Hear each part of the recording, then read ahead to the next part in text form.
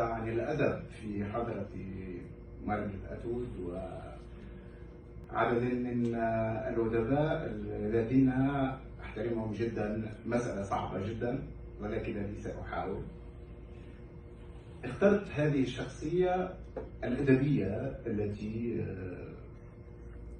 أعتبرها مثالا دالا لتقاطع الثقافات. فالكاتب المغربي محمد شكري حصيلة هذا التلاقح بين الغرب والشرق، وبين كاتب من السكان الأصليين الأمازيغ والثقافة المهيمنة وهي الثقافة العربية في المغرب، وهو مثال دال على ما يمكن للأدب أن يفعله.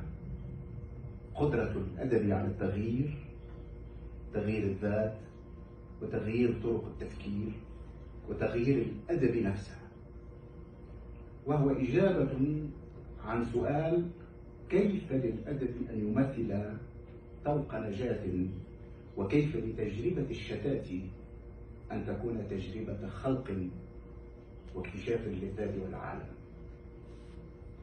للدخول إلى عالم محمد شكري يجب أن نمر